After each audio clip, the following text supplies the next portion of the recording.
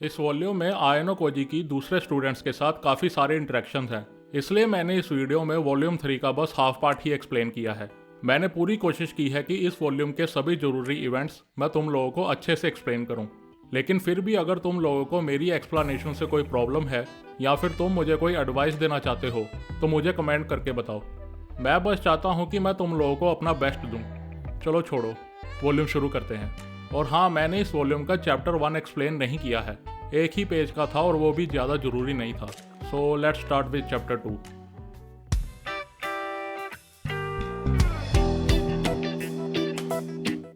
आयनो Koji और Hirata दोनों ship के डेक पर खड़े अपने सामने नज़दीक आ रहे आइलैंड की ओर देखते हैं। दोनों आपस में बात करते हैं कि इस आइलैंड में 2 हफ्ते निकालना कुछ स्टूडेंट्स के लिए काफ़ी डिफिकल्ट होगा। हो सकता है कि काफ़ी स्टूडेंट्स स्कूल से बाहर हो जाएं। ऊपर से आज के दिन धूप काफ़ी ज़्यादा तेज थी। अपनी हेल्थ के साथ साथ उन्हें पानी का भी ख्याल रखना होगा। जितना हो सके उन्हें हाइड्रेट रहना होगा। धीरे धीरे शिप आइलैंड के हार्बर की ओर पहुंचती है। इतने में शिप में सभी को प्रिपेयर रहने की अनाउंसमेंट होती है। आयनो कोजी नोटिस करता है कि हिराता कुछ ज़्यादा ही टेंस था। उसको इस बात को लेकर फिक्र थी कि उसकी क्लास से कोई बाहर ना हो जाए। हिराता कहता है कि उससे जितना हो सकेगा वो करेगा, ताकि बाद में उसे कोई रिग्रेट फील ना हो। अपनी क्लास के लिए बस वो यही कर सकता है। इसके बाद दोनों अपने अपने कमरे में चले जाते हैं। आइलैंड तक पहुंचने से एक दिन पहले आयनो कोजी और कारुइजावा दोनों शिप के डेक पर एक साथ टाइम स्पेंड कर रहे थे। कारुइजावा कहती है कि उसे अभी भी यकीन नहीं हो रहा कि ये सब सच है। ये सुनकर आयनो कोजी कहता है कि एक क्रूज शिप में राइड करने की अपॉर्चुनिटी रोज रोज नहीं मिलती, सो वो समझ सकता है कि उसे ऐसा क्यों फील हो रहा है। यह सुन कारुइजावा अपना सर पकड़ती है और कहती है कि उसका मतलब उन दोनों के रिलेशनशिप से था। वो कहती है कि आयनो कोजी वैसे तो काफ़ी स्मार्ट है, लेकिन प्यार के मामले में वो बिल्कुल होपलेस है। आयनो कोजी के अकॉर्डिंग वो और कारुइजावा अब लवर्स हैं, लेकिन ऐसा नहीं है कि उसकी लाइफ में एकदम से कोई बड़ी चेंज आ गई हो। सो उसे नहीं पता कि वो इस सब को लेकर कैसा फील कर रहा है। आयनो कोजी ने कारुइजावा को यहाँ किसी और काम के लिए बुलाया था। वो कारुइजावा को कहता है कि सिचुएशन के अकॉर्डिंग उसे शायद उसे एक फेवर देना पड़े। इसके बाद एक अनाउंसमेंट होती है जहाँ सभी सेकेंड ईयर के स्टूडेंट्स को मूवी थिएटर में इकट्ठे होने के लिए बोला जाता है। सभी सेकेंड ईयर के स्टूडेंट्स थिएटर में इकट्ठे होते हैं, जहाँ सेकेंड ईयर क्लास ए का टीचर माशिमा सभी स्टूडेंट्स को इस साइलेंट एग्जाम के रूल्स बताता है। बेसिक रूल्स को तो वैसे मैंने अपनी इस वीडियो में ऑलरेडी एक्सप्लेन कर रखा है। अगर डिटेल में रूल्स को समझना है तो तुम इस वीडियो को देख सकते हो, लिंक डिस्क्रिप्शन में है। बाकी ये एग्ज़ाम कैसे जीतना है, कौन सा एग्ज़ाम कैसे कब होगा, उसके बारे में मैं अब डिटेल में बताता हूँ। ये रहा आइलैंड का मैप। स्टूडेंट्स को अपने अगले 2 हफ्ते इस आइलैंड में बिताने हैं। इस एग्ज़ाम में स्टूडेंट्स 2 तरीके से पॉइंट्स कलेक्ट कर सकते हैं। पहला मेथड है बेसिक मूवमेंट रूल। इस पूरे आइलैंड को कुछ एरियाज में डिवाइड कर दिया गया है और हर स्टूडेंट को थोड़े थोड़े टाइम के बाद एक स्पेसिफिक एरिया में जाने को बोला जाएगा। फॉर एग्जांपल, जैसे कि स्टार्टिंग एरिया है D9 और स्टूडेंट्स को इंस्ट्रक्ट किया गया है कि एरिया AC8 में जाना है। सो जौन सा ग्रुप सबसे पहले C8 तक पहुंचेगा उस ग्रुप को मिलेगा अर्ली बर्ड रिवॉर्ड। सबसे पहले एरिया में आने वाले को 10 पॉइंट दिए जाएंगे, दूसरे नंबर पर आने वाले को 5 पॉइंट और तीसरे नंबर पर आने वाले को 3 पॉइंट्स दिए जाएंगे। और बाकी स्टूडेंट्स जो दिए गए टाइम के अंदर अंदर उस एरिया तक पहुंचेंगे उन्हें 1 पॉइंट दिया जाएगा। सो बेसिकली सबसे पहले आओ और 10 पॉइंट ले जाओ। जरूरी नहीं है कि सभी ग्रुप्स के मेंबर को उस एरिया तक पहुंचना ही होगा। अगर किसी ग्रुप का एक मेंबर भी पहले आ जाता है तो उसके ग्रुप को 10 पॉइंट मिल जाएंगे। इसके बाद बताया जाता है कि उन्हें कब किस टाइम स्पेसिफिक एरिया में जाने के लिए बोला जाएगा। सबसे पहले और आखिरी दिन उन्हें 3 बार और बाकी के बचे 12 दिन उन्हें 4 बार किसी स्पेसिफिक एरिया में जाने को बोला जाएगा। इसकी टाइमिंग है सुबह 7 बजे से लेकर 9 बजे तक, फिर 9 से लेकर 11 बजे तक, उसके बाद 2 घंटे की ब्रेक होगी, फिर 1 बजे से लेकर 3 बजे तक और फाइनली 3 बजे से लेकर शाम 5 बजे तक। इसी टाइमिंग के बीच में एरिया डेजिग्नेट किया जाएगा। 5 बजे के बाद कोई एरिया स्पेसिफाइड नहीं होगा और ना ही कोई टेस्ट होगा, जिसका मतलब शाम 5 बजे से लेकर सुबह 7 बजे तक स्टूडेंट्स रेस्ट कर सकते हैं। एक और रूल इसमें है कि अगर कोई स्टूडेंट या ग्रुप लगातार 3 बार अपने डेजिग्नेटेड एरिया में टाइम से नहीं पहुंच पाता है तो उसका 1 पॉइंट कट जाएगा। 4 बार एरिया तक ना पहुंचने पर 2 पॉइंट कट जाएंगे और 5 बार फेल होने पर 3 पॉइंट। लेकिन ये पेनल्टी तभी लगेगी जब वो लगातार 3 बार से ज़्यादा ये गलती करता है तो। दूसरा मेथड बताने से पहले माशिमा सभी स्टूडेंट्स को एक डिजिटल रिस्ट वॉच दिखाता है। वो कहता है कि एग्ज़ाम शुरू होने से पहले सभी स्टूडेंट्स को ये रिस्ट वॉच पहननी होगी और ये वॉच उन्हें पूरे एग्ज़ाम टाइम यानी कि 2 हफ्ते तक पहननी होगी। इसके साथ में उन्हें एक टैबलेट भी दिया जाएगा। पहले माशिमा वॉच के बारे में बात करता है। इस वॉच में GPS ट्रैकर लगा है जिससे इस आइलैंड में सभी स्टूडेंट्स की लोकेशन मॉनिटर की जा सकती है। इस वॉच की हेल्प से स्कूल वाले स्टूडेंट्स की body temperature, heart rate, blood pressure, blood oxygen level, sleep cycle, stress level भी चेक कर सकते हैं। और अगर किसी भी तरह की कोई अबनॉर्मल रीडिंग दिखी तो ये वॉच वार्निंग अलर्ट साउंड करती है। माशिमा एक डेमो देता है। कुछ लोग आकर उसके हाथ में वो वॉच पहनाते हैं। यह वॉच ऐसी नहीं थी कि कोई भी स्टूडेंट खुद से इस वॉच को पहन ले या उतार ले। डेमो में दिखाया जाता है कि कैसे बॉडी टेम्परेचर लो होने पर एक जोर सी हाई पिच अलर्ट बजती है। ये एक वार्निंग अलर्ट है।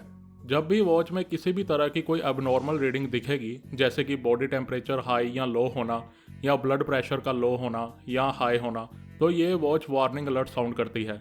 ये अलर्ट सिर्फ 5 सेकंड के लिए होगा, जिसके बाद ये अलर्ट बंद हो जाएगा। लेकिन अगर रीडिंग सही नहीं हुई तो वार्निंग अलर्ट 10 मिनट बाद फिर बजेगा। लेकिन 5 मिनट बाद अगर फिर भी ये रीडिंग ठीक नहीं हुई तो ये वॉच फाइनल अलर्ट साउंड करेगा। ये अलर्ट साउंड एक इमरजेंसी अलर्ट होगा।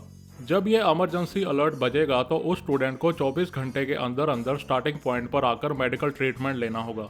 इमरजेंसी अलर्ट को मैनुअली शट डाउन करना पड़ेगा। अगर 5 मिनट के अंदर इस इमरजेंसी अलर्ट को बंद नहीं किया गया तो फैकल्टी मेंबर के साथ साथ एक मेडिकल टीम उस लोकेशन तक पहुंच जाएगी। इसका मतलब अगर कोई स्टूडेंट सीरियसली इंजर्ड हो जाता है तो स्कूल की मैनेजमेंट वॉच की मदद से उस स्टूडेंट तक पहुंच सकती है। इसके साथ ही ये वॉच पॉइंट्स अर्न करने में भी हेल्प करेगी, जैसे कि इस वॉच से पता लगेगा कि कोई स्टूडेंट डेजिग्नेटेड एरिया में टाइम से पहुंचा है या नहीं। इस वॉच में हर पॉइंट की नोटिफिकेशन आएगी जिससे स्टूडेंट्स अपने पॉइंट्स कंफर्म कर सकते हैं। इसके बाद माशिमा बताता है कि ये वॉच एक स्पेशल वॉच है। कोई भी स्टूडेंट इस वॉच को खुद से नहीं निकाल सकता। इस वॉच को निकालने के लिए स्पेशल टूल्स लगेंगे जिसके लिए उन्हें स्टार्टिंग पॉइंट पर आना होगा। ऐसा इसलिए किया गया है ताकि कोई स्टूडेंट फ्रॉड ना कर सके। अगर कोई स्टूडेंट ज़बरदस्ती इस वॉच को निकालने की कोशिश करता है या फिर ये वॉच डैमेज हो जाती है तो ये वॉच पॉइंट्स कलेक्ट करना बंद कर देगी। इसके बाद माशिमा फिर से बेसिक मूवमेंट मेथड की बात करता है। वो बताता है कि सभी स्टूडेंट्स को 12 टेबल्स में डिवाइड कर दिया जाएगा। फॉर एग्जाम्पल, आयानोकोजी का टेबल है टेबल ए।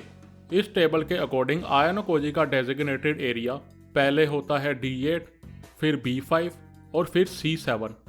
दूसरी ओर होरिकिता को टेबल मिलता है टेबल B, जिसके अकॉर्डिंग उसका डेजिग्नेटेड एरिया होगा E9, फिर D2, फिर B10। इसका मतलब कुछ स्टूडेंट्स का एरिया सेम हो सकता है, जैसे कि अगर आयानोकोजी और हिराता दोनों को टेबल A मिलता है तो दोनों के डेजिग्नेटेड एरिया सेम हो सकते हैं। फाइनली माशिमा बात करता है सेकंड मेथड की, और वो है टास्क मेथड। इस मेथड में सुबह 7 बजे से लेकर शाम 5 बजे तक आइलैंड के अलग अलग एरियाज में कुछ टास्क होंगे। ये टास्क कहाँ पर होंगे ये सिर्फ टैबलेट में ही दिखेगा। ये टास्क किसी भी तरह के हो सकते हैं। एग्जाम्पल के तौर पर जैसे कि तुम लोगों को दिख रहा है, टास्क है मैथ टेस्ट का। टैबलेट में टास्क दिखते ही 60 मिनट के अंदर अंदर उस लोकेशन पर जाकर खुद को टेस्ट के लिए रजिस्टर करवाना होगा। 10 स्टूडेंट रजिस्टर होते ही एग्ज़ाम शुरू हो जाएगा। टैबलेट में मैथ के क्वेश्चन दिए जाएंगे। जो सबसे ज़्यादा सही आंसर देगा वो जीत जाएगा। ऐसे ही हर टास्क डिफरेंट होगा।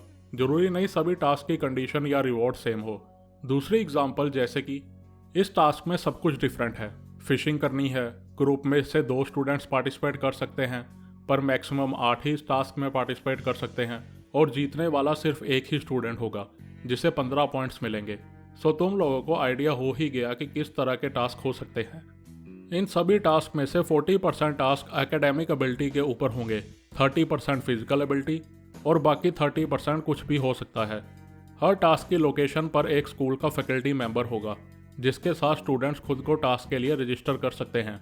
टैबलेट में टास्क के रिगार्डिंग हर इन्फॉर्मेशन आ जाएगी। सभी रूल्स बताने के बाद माशिमा माइक को एक्टिंग डायरेक्टर सुकिशिरो को दे देता है। सुकिशिरो स्माइल के साथ स्टेज पर आता है और पूरे सेकेंड ईयर को एड्रेस करता है। सुकिशिरो कहता है कि ये आइलैंड एग्ज़ाम अब तक का सबसे बड़ा एग्ज़ाम है और वो सभी स्टूडेंट्स को रूल्स फॉलो करने को कहता है। स्कूल की ऑब्लिगेशन है अपने स्टूडेंट्स को प्रोटेक्ट करना और हम अपनी पोजीशन और एबिलिटी के अकॉर्डिंग जितना हो सके अपने स्टूडेंट्स की सेफ्टी का ध्यान रखेंगे। लेकिन ऐसा नहीं है कि हम सभी स्टूडेंट्स पर 24 घंटे लगातार निगरानी रख सकते हैं। एग्ज़ाम के टाइम एक लड़का और लड़की के बीच कुछ प्रॉब्लम्स आ सकती हैं। अगर किसी भी तरह की कोई सेक्सुअल मिसकंडक्ट हुई तो हम उस स्टूडेंट को स्ट्रिक्ट पनिशमेंट दे सकते हैं। ऐसा भी हो सकता है कि हम उस स्टूडेंट को स्कूल से बाहर कर दें। और अगर हमें पता लगा कि कोई एक्ट किसी बुरी इंटेंशन से किया गया है तो हम पुलिस अथॉरिटीज़ को भी नोटिफाई कर सकते हैं। सुकीशिरो सभी स्टूडेंट्स को वार्निंग देता है। इसके बाद सुकीशिरो कहता है कि 2 हफ्ते आइलैंड में रहना कोई आसान बात नहीं। कुछ स्टूडेंट्स को फ्रस्ट्रेशंस हो सकती हैं। हो सकता है कि खाना या पानी की कमी की वजह से शायद स्टूडेंट्स के बीच थोड़ी बहुत लड़ाई हो, इसलिए वो कुछ हद तक इन छोटी मोटी फाइट्स को नज़रअंदाज कर सकता है। ये सुनकर स्टूडेंट्स के साथ साथ टीचर्स भी हैरान थे। इसका मतलब सुकीशिरो और स्कूल का स्टांस इस मैटर को लेकर अलग अलग था। यह सुनकर माशिमा सुकीशिरो के कान में कुछ कहता है। सुकीशिरो सभी स्टूडेंट्स को कहता है कि उसे अभी अभी अपनी स्टेटमेंट वापस लेने को कहा गया है, लेकिन वो ऐसा कुछ भी नहीं करेगा क्योंकि इसकी कोई गारंटी नहीं कि स्टूडेंट्स के बीच फाइट नहीं होगी। लेकिन इसका मतलब ये नहीं कि उन्हें खुली छूट दे दी गई है। अगर स्कूल को पता लगा कि कोई इंसिडेंट किसी गलत इंटेंशन की वजह से हुआ है तो स्कूल उस स्टूडेंट को स्ट्रिक्टली पनिश करेगी। उसी तरह से कोई भी स्टूडेंट किसी और स्टूडेंट का सामान चोरी नहीं कर सकता। कुछ केसेस में स्कूल से सीधा बाहर भी किया जा सकता है। इसके बाद सुकीशिरो अपनी स्पीच खत्म कर देता है और माशिमा दोबारा से एग्जाम के बारे में बताने लगता है। फाइनली सभी स्टूडेंट्स को एग्जाम शुरू होने से पहले शॉपिंग के लिए 5000 पॉइंट्स दिए जाएंगे। जिन स्टूडेंट्स के पास हेड स्टार्ट कार्ड होगा उन्हें एडिशनल 2500 पॉइंट्स दिए जाएंगे। स्टूडेंट्स इन पॉइंट्स से अपने लिए खाना, पानी, टेंट या किसी भी तरह का कोई और टूल जो उनके लिए आइलैंड एग्जाम में काम में आएगा वो खरीद सकते हैं। एग्जाम के स्टार्टिंग पॉइंट में रेस्ट रूम, शॉवर्स और वाटर स्टेशन भी होंगे जो स्टूडेंट्स बिना किसी कॉस्ट के यूज़ कर सकते हैं। लेकिन इन सब के लिए उन्हें स्टार्टिंग पॉइंट पर आना होगा। ऊपर से पानी सिर्फ स्टार्टिंग पॉइंट पर ही पिया जा सकता है। कोई भी स्टूडेंट बोतल भरकर नहीं ले जा सकता। ऊपर से ज़रूरी सामान जैसे कि टूथब्रश, शर्ट्स, अंडरवेयर, ऐसी चीज़ें स्टार्टिंग पॉइंट पर फ्री ऑफ कॉस्ट दी जाएंगी। इसके साथ सभी स्टूडेंट को मैनुअल दिया जाता है जिसमें स्टूडेंट्स जो जो सामान खरीद सकते हैं उसकी लिस्ट दी गई है। आयानोकोजी देखता है कि एक 500 मिलीलीटर की बोतल 100 पॉइंट्स की है और 1 लीटर की बोतल 150 पॉइंट्स की। अगर आइलैंड पर जाकर यह सामान खरीदा जाएगा तो इन सब की कॉस्ट डबल हो जाएगी। 4000 पॉइंट्स में स्टूडेंट पोर्टेबल वाटर प्यूरीफायर भी खरीद सकते हैं, लेकिन आयानोकोजी को यह काफ़ी कॉस्टली लगता है। एक चीज़ फ्री थी और वो थी बैकपैक। इसके साथ साथ मीट, फिश और फ्रूट्स वगैरह भी अवेलेबल थे, लेकिन ये सब सामान काफ़ी एक्सपेंसिव था। माशिमा बताता है कि स्टूडेंट्स आपस में फूड और वाटर फ्रीली एक्सचेंज कर सकते हैं या फ्री ऑफ कॉस्ट भी दे सकते हैं। स्कूल को इससे कोई प्रॉब्लम नहीं। इसके बाद माशिमा टैबलेट के बारे में बात करता है जो कि सभी स्टूडेंट्स को दिए जाएंगे। इस टैबलेट में आइलैंड का मैप होगा जिससे स्टूडेंट डेजिग्नेटेड एरिया या अपनी करंट लोकेशन या फिर टास्क के बारे में इंफॉर्मेशन ले सकते हैं। एग्ज़ाम के चौथे दिन से लेकर 12वें दिन तक स्टूडेंट्स टॉप 10 और बॉटम 10 स्टूडेंट्स की रैंकिंग देख सकते हैं। एग्ज़ाम के छठे दिन सभी स्टूडेंट्स जीपीएस सर्च फंक्शन की हेल्प से दूसरे स्टूडेंट्स की लोकेशन चेक कर सकते हैं, लेकिन हर एक यूज़ के लिए उनका 1 पॉइंट कटेगा। स्कूल टैबलेट्स के जरिए किसी भी तरह की इंफॉर्मेशन या अलर्ट मैसेज सेंड कर सकता है। अगर टैबलेट की बैटरी ख़त्म हो जाती है तो स्टूडेंट उसे स्टार्टिंग पॉइंट पर आकर रिचार्ज कर सकता है या मैप में बताए किसी स्पेसिफिक लोकेशन में जाकर चार्ज कर सकता है। आयानोकोजी सोचता है कि उसे एक एक्सटर्नल बैटरी ले लेनी चाहिए। अचानक से टैबलेट की बैटरी ख़त्म हो जाए तो प्रॉब्लम हो सकती है। दूसरा, उसे टॉप 10 और बॉटम 10 की इन्फॉर्मेशन चेक करने का फीचर काफ़ी अच्छा लगता है। इस इन्फॉर्मेशन के अकॉर्डिंग वो अपनी स्ट्रैटेजी प्लान कर सकता है। तीसरा, जीपीएस ट्रैकर से दूसरे स्टूडेंट की लोकेशन चेक करना उसे काफ़ी इंटरेस्टिंग लगता है। इसके बाद माशिमा माइक को ऑफ करके इस मीटिंग को ख़त्म कर देता है। आयानोकोजी सभी रूल्स को अपने दिमाग में बिठा लेता है और आने वाले एग्ज़ाम के लिए स्ट्रैटेजी बनाने लगता है।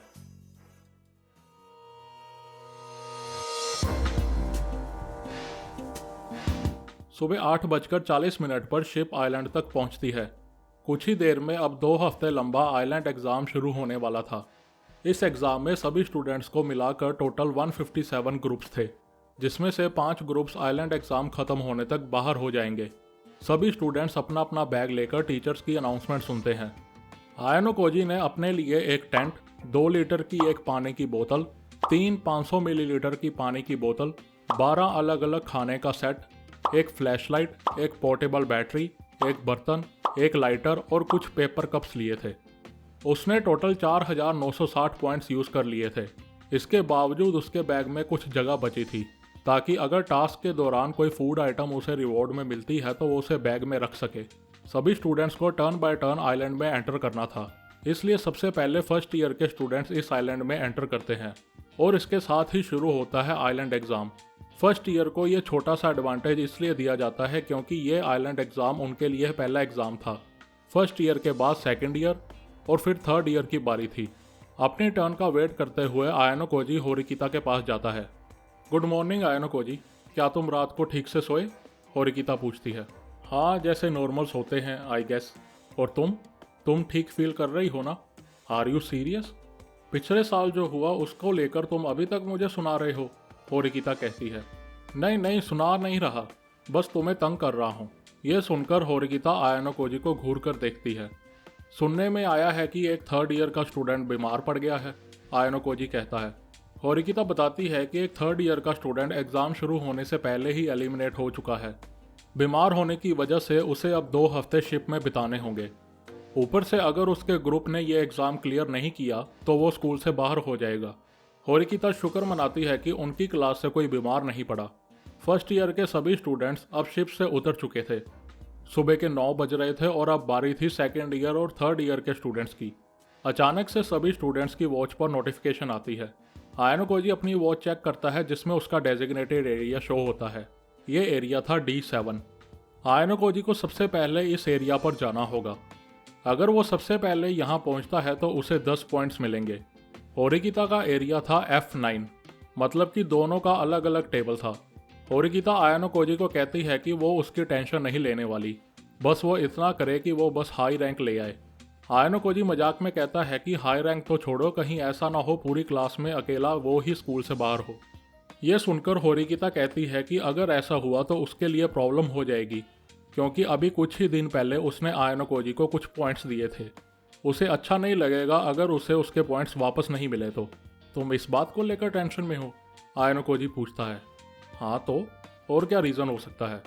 होरिकिता थोड़ा पजल्ड होकर पूछती है। होरिकिता आयानो कोजी से कहती है कि वो समझती है कि उसने कुशिदा के साथ कॉन्ट्रैक्ट साइन किया है, जहां उसे हर महीने अपने आधे प्राइवेट पॉइंट्स देने पड़ते हैं, लेकिन उसे जल्दी ही कुशिदा का कुछ करना चाहिए। यह कहकर होरिकिता शिप से नीचे उतर जाती है। उसके पीछे पीछे आयानो कोजी भी चल पड़ता है।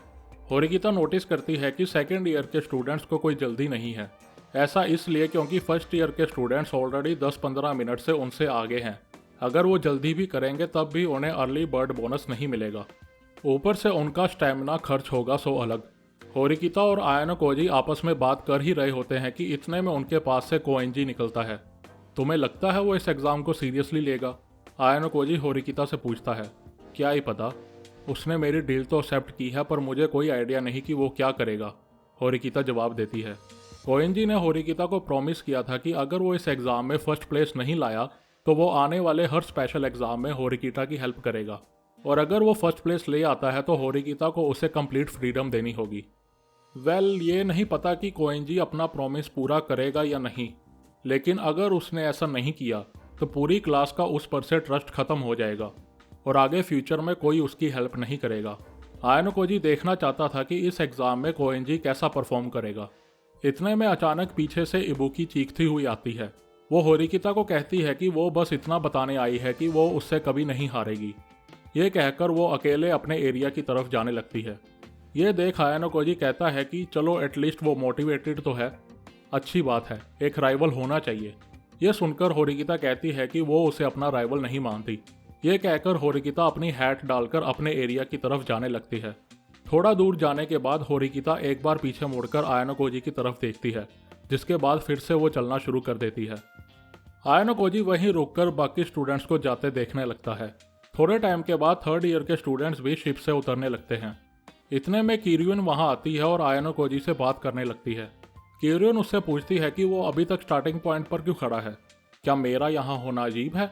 आई एम श्योर और भी ग्रुप्स होंगे जो स्टार्टिंग पॉइंट पर अपनी स्ट्रेटजी को दोबारा से इवेल्युएट करना चाहते होंगे, लेकिन तुम तो अकेले हो ना आयानो कोजी, तुम तो चलते चलते भी अपनी स्ट्रेटजी बना सकते हो, नहीं? अगर तुम कुछ जानना चाहते हो तो मैं तुम्हें बता सकती हूँ, किरुन आयानो कोजी को कहती है। लेकिन आयानो कोजी कहता है कि उसे कुछ नहीं जानना। वैसे भी वो थर्ड ईयर की स्टूडेंट है, तो वो एक दूसरे के दुश्मन हुए ना। किरियन इसके बारे में कुछ नहीं बोलती। वो बस इस पूरे आइलैंड और स्टूडेंट्स को देखकर काफ़ी खुश है। किरियन भी अकेले ही इस एग्ज़ाम में पार्टिसिपेट कर रही थी, लेकिन आयानो कोजी को किरियन के एक्सप्रेशन से किसी भी तरह की कोई चिंता या हड़बड़ाहट नहीं दिखती। वैसे तुम्हारा डेजिग्नेटेड एरिया कौन सा है आयानो कोजी? D7, आयानो कोजी जवाब देता है। ओह, वह लगता है अभी के लिए हमारी डेस्टिनेशन सेम है। क्या तुम मेरे साथ आ रहे हो? आयानो कोजी इस ऑफर के लिए मना करता है और कहता है कि उसे नहीं लगता कि वो किरियन के साथ मुकाबला कर सकता है। वेल, तुम सच बोल रहे हो या झूठ बोल रहे हो जल्दी ही पता चल जाएगा। ये कहकर किरियन वहाँ से चली जाती है। आयानो कोजी वहाँ थोड़ी देर और रुकता है, लेकिन नागुमो उसे कहीं नहीं दिखता। इसके बाद धीरे धीरे आयानो कोजी अपने एरिया की ओर जाने लगता है। चलते चलते आयानो कोजी जंगल के काफ़ी अंदर तक चला गया था। इस आइलैंड पर कोई नहीं रहता था, सो यहाँ पर कोई रास्ते नहीं थे। आयानो कोजी को बड़े बड़े मकड़ियों के जाले के साथ साथ कुछ जंगली जानवर भी दिखते हैं। बिल्कुल सीधा चलते चलते अपने एरिया तक पहुँचना लगभग नामुमकिन था, और अगर सीधा ना जाकर लंबा रास्ता लेकर जाता तो जंगल में गुम हो जाने का डर था। इन सब प्रॉब्लम्स को दूर किया टैबलेट ने, जो सभी स्टूडेंट्स को स्कूल की तरफ से दिए गए थे, जिसकी मदद से सब स्टूडेंट्स एक्यूरेटली अपनी लोकेशन देख सकते थे। आयानो कोजी को थोड़ी आगे हारुका, आकितो और साकुरा दिखते हैं। वो तीनों रुककर अपने टैबलेट में लोकेशन देख रहे थे। इतने में आयानो कोजी उनके पास पहुंच जाता है और उनसे कैजुअल बातें करने लगता है। हारुका बताती है कि उनका पहला डेजिग्नेटेड एरिया D8 था, जो कि जंगल शुरू होने से पहले ही था। वो आयानो कोजी से उसका एरिया पूछती है। D7, आयानो कोजी कहता है। ये सुन साकुरा धीरे से कहती है कि अगर उनका टेबल सेम होता तो वो अभी एक साथ होते। यह सुनकर आयानो कोजी सोचता है कि अच्छा हुआ उनका टेबल सेम नहीं। उसके अकॉर्डिंग इस एग्ज़ाम में जितना बड़ा ग्रुप होगा उतना ही मुश्किल होगा एक दूसरे की स्पीड के साथ मैच करना। ऊपर से अलग अलग स्टूडेंट की अलग अलग ओपिनियन होगी, जिससे कि और भी ज़्यादा टाइम वेस्ट होगा। आयानो कोजी शुक्र मनाता है कि उनका टेबल अलग है, वरना उसे साकुरा को अभी मना करने की सिरदर्दी उठानी पड़ती। इसके बाद सभी एक दूसरे को गुड लक बोलकर और फ्यूचर में दोबारा मिलने की बात कहकर सभी अपने अपने रास्ते चले जाते हैं। थोड़ी देर के बाद आयानो कोजी अपने डेजिग्नेटेड एरिया में पहुंच जाता है और साथ में ही उसकी घड़ी में नोटिफिकेशन आ जाती है। आयानो कोजी देखता है कि टाइम से लोकेशन पर पहुंचने के कारण उसे अराइवल बोनस मिला है, यानी कि 1 पॉइंट। थोड़ी आगे जाने पर आयानो कोजी देखता है कि यहाँ पर काफ़ी सारे स्टूडेंट्स इकट्ठे हुए हैं। ये सब अपनी दूसरी डेजिग्नेटेड एरिया की नोटिफिकेशन आने की वेट कर रहे थे। अगला एरिया सभी ग्रेड के स्टूडेंट्स के बीच का कंपटीशन होने वाला है। आयानो कोजी भी वहाँ खड़ा सभी को देखने लगता है। वो गैस लगाता है कि लगभग 29 या उससे थोड़े ज़्यादा स्टूडेंट्स का टेबल और उसका खुद का टेबल सेम हो सकता है।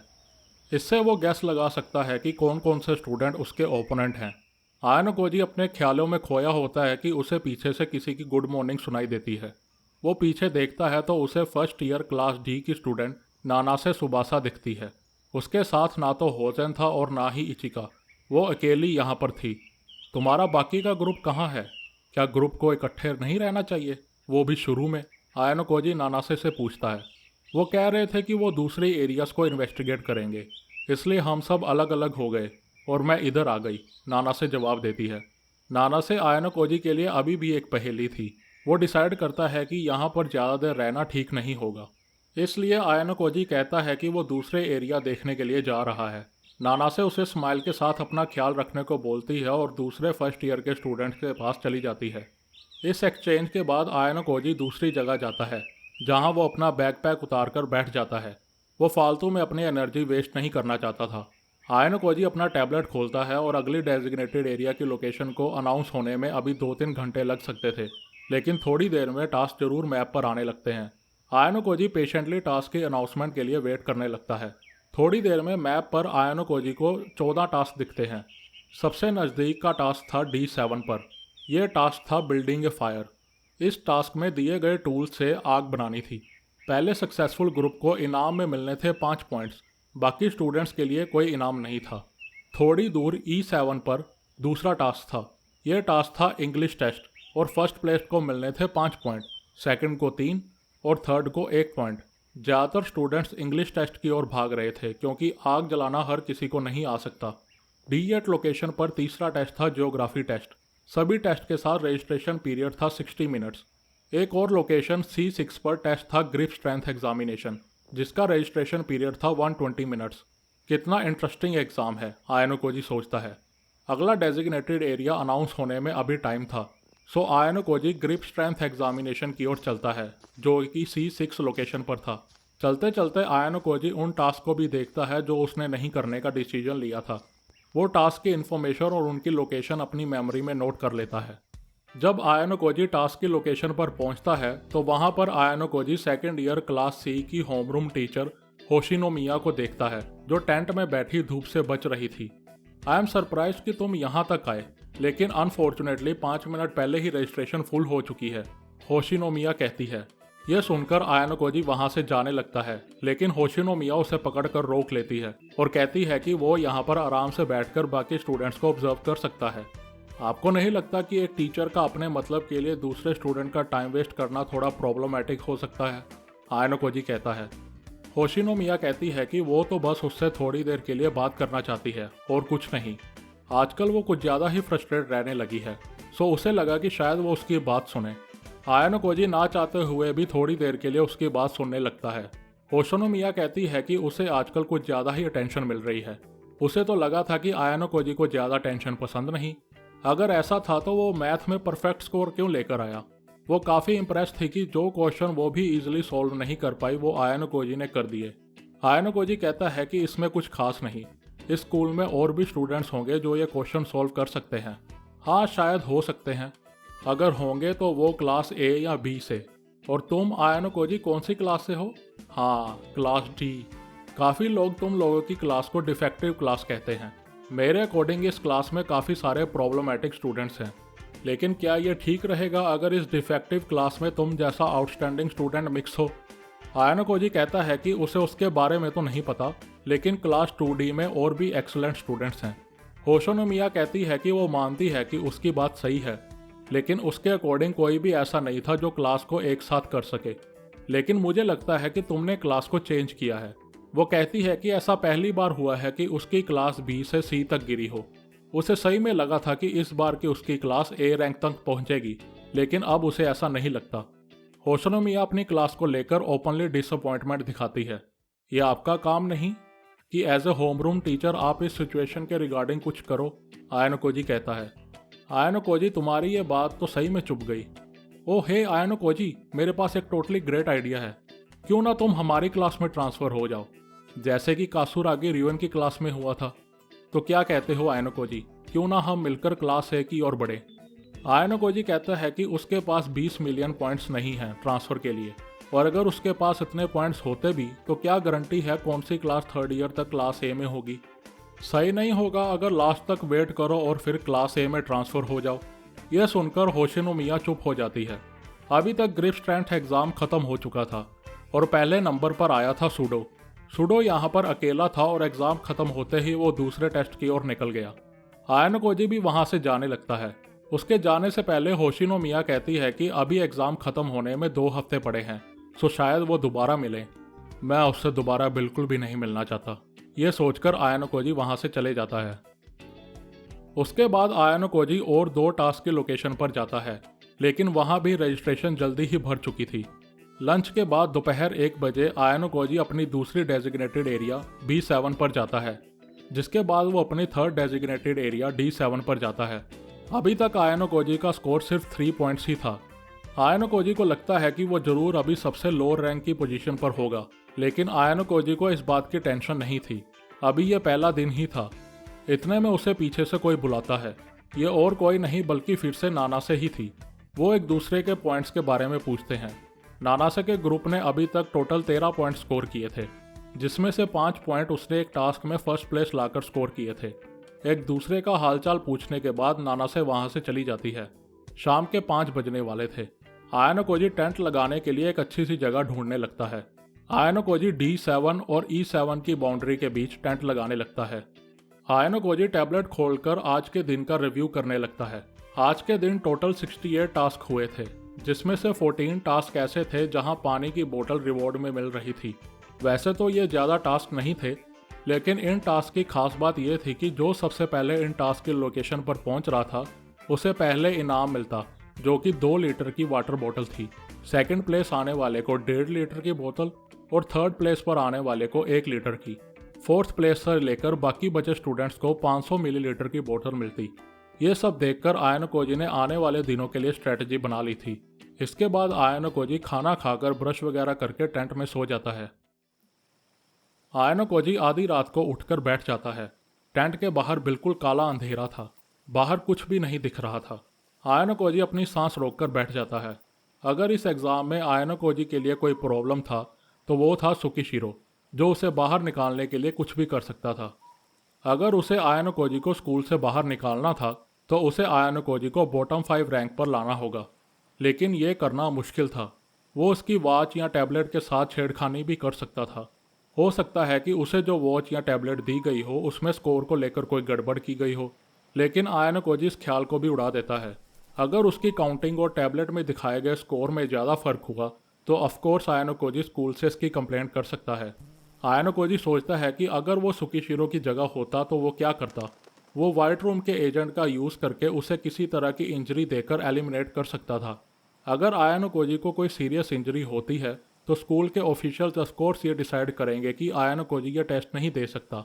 इसका मतलब अगर उसे स्कूल से बाहर निकालना है तो बेस्ट मेथड यही होगा कि उसे रात के अंधेरे में जहाँ कोई सीसीटीवी नहीं वहाँ उस पर अटैक किया जाए। और वैसे भी अगर वो इंजर्ड हो गया तो स्कूल ऑफिशियल्स के लिए यह पता लगाना मुश्किल होगा कि ये इंजरी नेचुरल है या किसी ने जानबूझकर किया है। वाइट रूम के स्टूडेंट के पास ऐसी स्किल्स हैं कि वो इंजरी को एक्सीडेंट की तरह दिखा सकते हैं।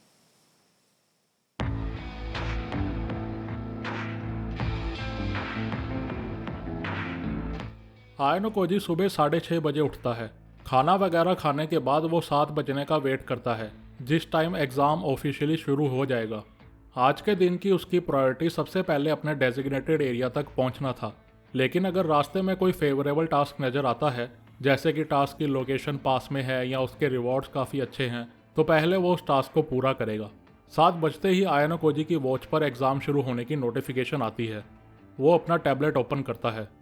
अभी की उसकी लोकेशन D7 थी और उसका आज के दिन का पहले डेजिग्नेटेड एरिया था E8। यह लोकेशन उसकी लोकेशन के काफ़ी करीब थी, सो आयानो कोजी बिना कोई सेकंड वेस्ट किए उस लोकेशन की ओर चल पड़ता है। उसने एग्ज़ाम का पहला दिन बस सब कुछ ऑब्जर्व करने में लगा दिया था, जिसके चलते अभी तक उसने सिर्फ 3 पॉइंट ही स्कोर किए थे, लेकिन अब से वो धीरे धीरे इस एग्ज़ाम पर अपनी पकड़ बनाने की सोचता है। आयानो कोजी सबसे पहले E8 पर पहुंचता है, जिसके चलते उसे 10 पॉइंट मिल जाते हैं। उसकी अब तक की स्कोर 14 हो चुकी थी। आयानो कोजी कुछ टास्क करने की सोचता है, लेकिन उसके आसपास के सभी टास्क में ग्रुप्स की ज़रूरत थी। वो अकेला इन टास्क में पार्टिसिपेट नहीं कर सकता था, इसलिए वो दूसरे टास्क अपडेट होने की वेट करने लगता है। सुबह 9 बजे आयानो कोजी को अगला डेजिग्नेटेड एरिया E6 शो होता है, जहां वो सेकंड प्लेस पर आता है और उसे 5 पॉइंट मिलते हैं। फिर दोपहर 1 बजे थर्ड डेजिग्नेटेड एरिया, जो कि F7 था, शो होता है, जहां आयानो कोजी फिर से सेकंड प्लेस पर आता है और 5 पॉइंट स्कोर करता है। अभी तक आयानो कोजी की टोटल स्कोर हो चुकी थी 26। वैसे तो उसने काफ़ी सारे पॉइंट स्कोर कर लिए थे, लेकिन टास्क के मामले में उसका लक नहीं चला। अभी तक उसे जो भी टास्क दिखे उन सब में मिनिमम 2 स्टूडेंट कंपलसरी चाहिए थे। सो आयानो कोजी ने अभी तक कोई भी टास्क नहीं किया था। वैसे भी उसने लगातार सेकंड पोजीशन स्कोर की थी। इसका मतलब उसके टेबल में कोई था जो लगातार फर्स्ट पोजीशन स्कोर कर रहा था। वेल, हम दोबारा से मिल रहे हैं, राइट? आपको क्या लगता है कि हमारा टेबल सेम है? पीछे से नानासे की आवाज़ आती है। अगर पिछले दिन को इंक्लूड किया जाए तो 6 डेजिग्नेटेड एरियाज में से आयानो कोजी नानासे से 3 बार मिल चुका था। ऐसा होना अजीब नहीं कि उनका टेबल सेम हो, ये कोई बड़ी बात नहीं थी। प्रॉब्लम ये थी कि वो दोनों बार बार मिल रहे थे। अगर टेबल सेम भी हो तो इतना बार मिलना कोइंसिडेंस नहीं हो सकता। आप कौन सा रूट ले रहे हो या कितनी देर रेस्ट कर रहे हो, कौन सा टास्क कर रहे हो, अगर इन सब बातों को फैक्टर में लिया जाए तो इतनी बार एक ही टाइम में मिलना थोड़ा शक पैदा करता है। लेकिन आयानो कोजी को ऐसी कोई भी फीलिंग नहीं आई कि कोई उसका पीछा कर रहा है। तो क्या यह सही में कोइंसिडेंस था? आयानो कोजी श्योर नहीं था। पिछली 2 कन्वर्सेशन जल्दी ही खत्म हो गई थी, सो आयानो कोजी को लगा कि इस बार भी नानासे चली जाएगी, लेकिन ऐसा नहीं होता। एक्सक्यूज़ मी, मेरी आपसे एक छोटी सी रिक्वेस्ट है। अगर आपको कोई प्रॉब्लम ना हो तो क्या थोड़ी देर के लिए मैं आपके साथ ट्रैवल कर सकती हूँ? नानासे आयानो कोजी से पूछती है। ट्रैवल? मेरे साथ?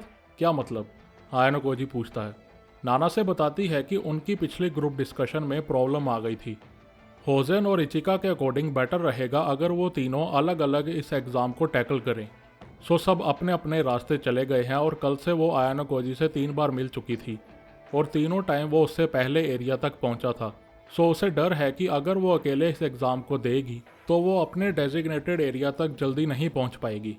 इसीलिए वो आयानो कोजी के साथ जाना चाहती है। उसे लगता है कि आयानो कोजी उससे ज़्यादा एक्सपीरियंस्ड है, सो उसके लिए बेहतर रहेगा अगर वो आयानो कोजी के साथ ट्रैवल करे। ये सुनकर आयानो कोजी कहता है कि डिफरेंट ग्रेड के स्टूडेंट्स के लिए टीम अप करना ठीक नहीं रहेगा, क्योंकि अर्ली बर्ड बोनस और टास्क के रिवॉर्ड के टाइम पॉइंट्स को लेकर प्रॉब्लम आ सकती है। अगर हम दोनों कोई ऐसे टास्क पर पहुंचे जहां सिर्फ एक ही स्टूडेंट के लिए सीट खाली बची हो तो फिर तुम क्या करोगी। ये सुनकर नाना से क्लियर करती है कि ऐसी सिचुएशन में वो पीछे हट जाएगी, और रही बात अर्ली बोनस की तो वो एरिया में उसके बाद ही एंटर करेगी, जिससे कि अर्ली बर्ड बोनस आयानो कोजी को मिलेगा। लेकिन इससे तो तुम काफ़ी कम पॉइंट स्कोर करोगी, आयानो कोजी कहता है। नाना से कहती है कि ये उसका पहला आइलैंड एग्ज़ाम है और वो उसकी फ़िज़िकल एबिलिटीज़ को अच्छे से जान गई है। सो ये उसके लिए काफ़ी हेल्पफुल होगा अगर आयानो कोजी उसके लिए अच्छा सा रूट सेलेक्ट करे तो। लेकिन क्या तुम मेरी स्पीड के साथ अपनी स्पीड मैचअप कर पाओगी? हो सकता है मैं कोई डेंजरस रूट भी सिलेक्ट करूं। आयानो कोजी को पता है कि नानासे का क्या जवाब होने वाला है, लेकिन वो ये सब इसलिए पूछता है ताकि वो नानासे के बिहेवियर से उसकी इंटेंशन जान सके। लेकिन नानासे का जवाब उसके लिए अनएक्सपेक्टेड था। मुझे अपनी फिजिकल एबिलिटीज़ पर पूरा कॉन्फिडेंस है। आप बस इसलिए एग्री करना नहीं चाहते क्योंकि आप मुझ पर ट्रस्ट नहीं करते और सोच रहे हैं कि मैं आपके लिए सिर्फ सरदर्द ही बनूंगी, नानासे आयानो कोजी को जवाब देती है।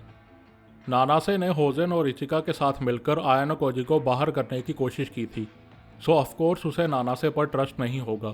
और वैसे भी अगर वो उसके साथ ट्रैवल करने के लिए मना कर देता है तो नानासे अपनी मर्जी से उसका पीछा कर सकती है, कौन ही उसे रोकेगा। इसलिए वो नानासे का प्रपोजल एक्सेप्ट कर लेता है, जिसे सुनकर नानासे स्माइल करते हुए थैंक यू बोलती है। दोनों अपने अपने टैबलेट चेक करते हैं और ऑफकोर्स दोनों के टैबलेट सेम थे। इतने में ही मैप पर टास्क अपडेट होने लगता है। F8 पर एक क्विज टास्क शो होता है और वो वहाँ जाने का डिसाइड करता है, इसलिए दोनों उस लोकेशन की ओर चल पड़ते हैं। थोड़ी देर में दोनों लोकेशन तक पहुँचते हैं जहाँ टास्क था क्विज कंपटीशन।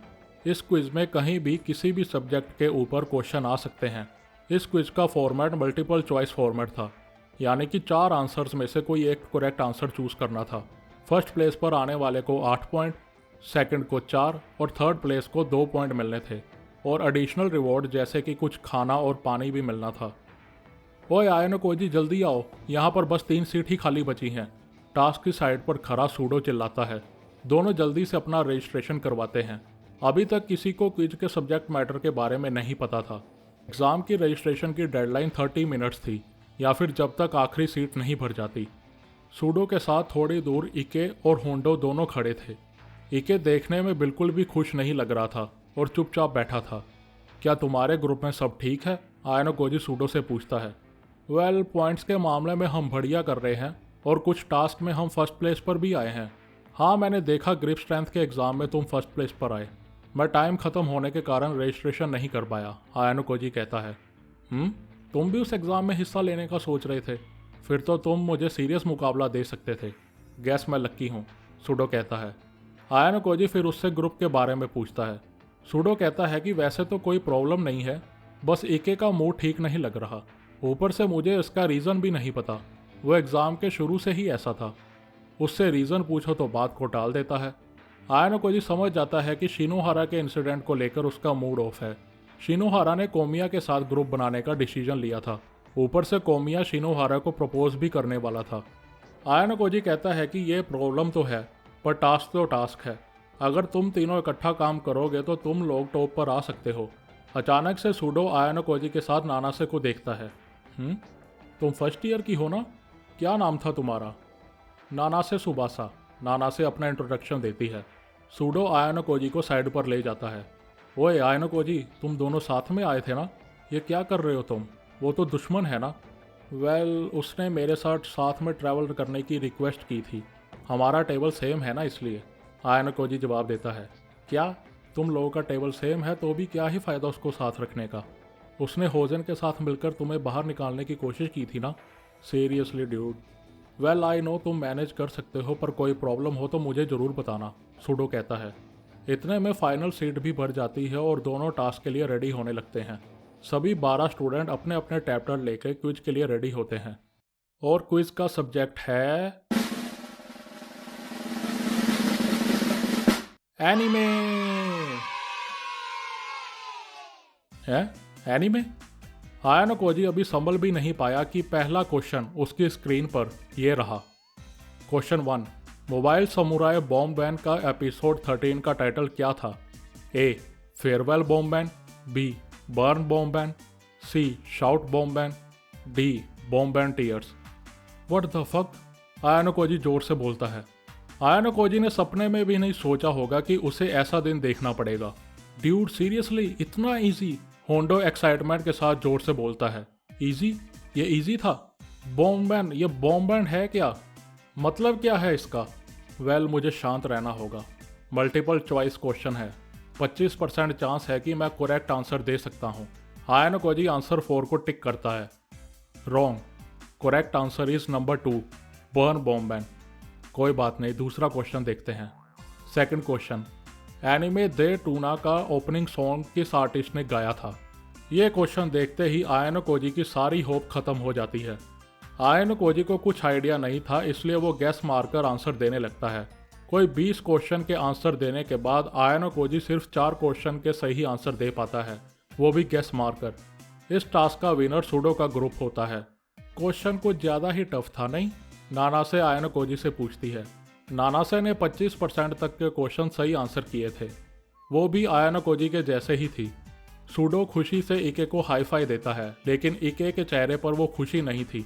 अगर एग्जाम के टाइम इके को खबर मिलती कि शिनोहारा और कोमिया ने डेटिंग शुरू कर दी है तो इके तो बिल्कुल ही खत्म हो जाएगा। आयानो कोजी देखना चाहता है कि सुडो इके को संभाल पाता है या नहीं। सुडो मेंटली, फिजिकली और एकेडमिकली काफ़ी ग्रो किया था, लेकिन क्या वो किसी को इमोशनली सपोर्ट कर सकता है? इतने में स्कूल का स्टाफ टास्क खत्म होने पर उधर लगे टेबल, टेंट, डेस्क वगैरह उतारने लगते हैं। वेल, हमें चलना चाहिए, आयानो कोजी नानासे से कहता है। जाने से पहले नानासे उससे कहती है कि वो अपनी मर्जी का रूट चूज़ करे और उसके बारे में बिल्कुल भी फिक्र ना करे, और उसे जो टास्क चूज़ करने हैं वो करे, उसे कोई प्रॉब्लम नहीं। आयानो कोजी कहता है कि वो फिक्र ना करे, वो सिर्फ अपने बारे में ही सोच रहा है। आयानो कोजी अपना टैबलेट ओपन करता है। आज के दिन का आखिरी डेजिग्नेटेड एरिया अपडेट होने वाला था। थोड़ी देर में आयानो कोजी का एरिया डेजिग्नेट होता है I7।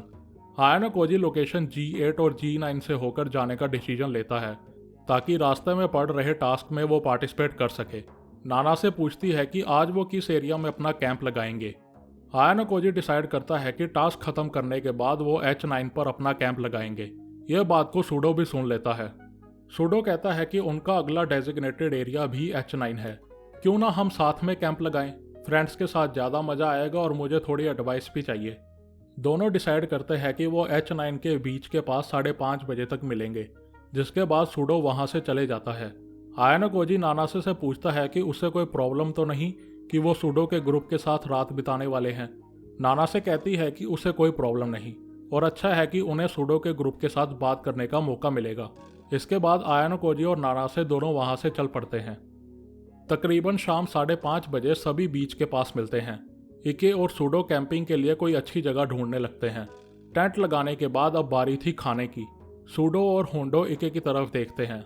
इके को असल में फिशिंग अच्छे से आती थी और उसके पास फिशिंग रॉड भी थी, लेकिन इके कहता है कि काफ़ी लेट हो चुका है, ऊपर से वो थक भी चुका है, सो फिशिंग नहीं कर सकता। सुडो थोड़ा डिसअपॉइंट तो हुआ था, लेकिन वो बात को जाने देता है। इके को देखकर नानासे कहती है कि शायद उसका ध्यान किसी और बात पर है। रात के 8 बजे थे। डिनर के बाद सभी अपने अपने टेंट में टाइम पास कर रहे थे। थोड़ी देर के बाद होंडो नानासे से बातें करने लगता है। सुडो टेंट में लेटकर उनकी बातों के बीच कभी हाँ या ओके कहकर चुप कर जाता था। ये सब देखकर फाइनली होंडो कहता है कि कुछ अजीब सा लग रहा है। इके, सुडो, कुछ हुआ है क्या? नहीं, कुछ नहीं होंडो, बस तुम्हें नानासे पर ज़्यादा ट्रस्ट नहीं करना चाहिए, सुडो जवाब देता है। हाँ, क्यों? कोई रीज़न नहीं, बस मैं तुम्हें बता रहा हूँ। मैंने इनके साथ कुछ गलत किया था इसलिए, नानासे बताती है। कुछ गलत? ओए सुडो, तूने नानासे को छेड़ा था क्या? होंडो पूछता है। ड्यूड, तुझे सीरियसली लगता है मैं ऐसा कुछ करूँगा? तो फिर आखिर हुआ क्या सुडो? छोड़, बात करने लायक नहीं है, सुडो कहता है। सूडो होंडो को कुछ बता नहीं रहा था, सो वो इके से बात करने लगता है। वो उससे पूछता है कि उसे क्या हुआ है, वो शुरू से ही थोड़ा ऑफ लग रहा है। ये सुन सूडो भी उसकी बात में हाँ मिलाता है और कहता है कि वो उसे सब बताए कि आखिर हुआ क्या है, लेकिन इके बात को टालने लगता है। होंडो आयानोकोजी की राय लेता है कि वो क्या सोचता है।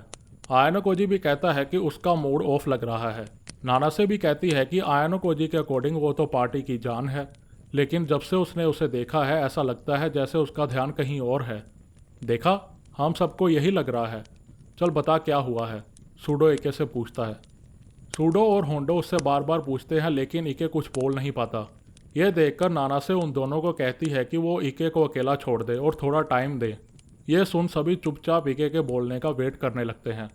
तकरीबन 10 मिनट के बाद इके सबको सारी बात बताता है कि कैसे उसे शिनोहारा पसंद है और उसके साथ अब क्या हुआ है। ये सब सुनकर होंडो और सूडो हैरान थे। उन्हें यकीन नहीं होता कि इके शिनोहारा को पसंद करता है। होंडो कहता है कि तुम लोग तो सारा दिन लड़ते रहते हो, ऊपर से तुम उसे अगली भी कहते थे।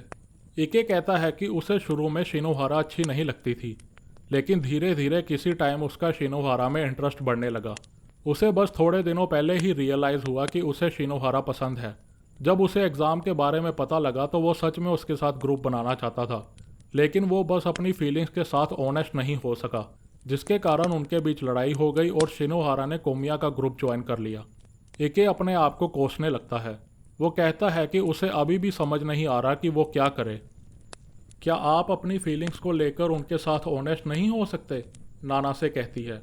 लेकिन शिनोहारा अभी कोमिया के साथ है और मैं यहाँ पर फ्रेंड जोन होकर बैठा हूँ, इके जवाब देता है। मुझे इस बारे में तो कुछ नहीं पता, पर यह भी तो पॉसिबल हो सकता है ना कि वो आपका वेट कर रही हो कि आप उसके साथ सब क्लियर करोगे। क्या आपको नहीं लगता कि वो चाहती हो कि आप अपनी फीलिंग्स को लेकर ऑनेस्ट हो और उसे बताओ कि आप उसे पसंद करते हो? क्या आप ऐसी लड़की के साथ खुश होगे जो आपके जैसा बिहेव करे? अपनी एम्बेरसमेंट छुपाना अलग बात है, लेकिन इस बात का कोई मतलब नहीं अगर आप उसे अपनी फीलिंग्स ही नहीं बताओगे तो। क्या आप नहीं चाहते कि वो आपको सीरियसली ले? यह सब सुनकर इके चुप हो जाता है। मैं ये नहीं कहूँगी कि इस बात को लेकर अपसेट होना गलत है, लेकिन हम सब अभी स्पेशल एग्ज़ाम दे रहे हैं जिसमें हम स्कूल से बाहर भी हो सकते हैं। आपके कारण सूडो और होंडो भी स्कूल से बाहर होने के खतरे में हैं। आपकी टॉप प्रायोरिटी अभी इस साइलेंट एग्ज़ाम को सरवाइव करना है। अगर आप अपने प्यार से दोबारा कभी मिल ही नहीं पाओगे तो आप कभी भी उन्हें बता नहीं पाओगे कि आप उससे कितना प्यार करते हो। ये कहकर नानासे रोने लगती है। नानासे को रोता सुन सूडो घबरा जाता है कि अचानक इसे क्या हुआ। यह सब सुनकर इके समझ जाता है कि सबसे पहले उसे इस एग्ज़ाम को सरवाइव करना है। वो सूडो और होंडो से अपनी हरकत के लिए माफ़ी मांगता है। वो कहता है कि वो शिनोहारा को लेकर अभी भी थोड़ी टेंशन में है, लेकिन इस सब का कोई मतलब नहीं रह जाएगा अगर वो एग्ज़ाम क्लियर ही नहीं करेगा तो।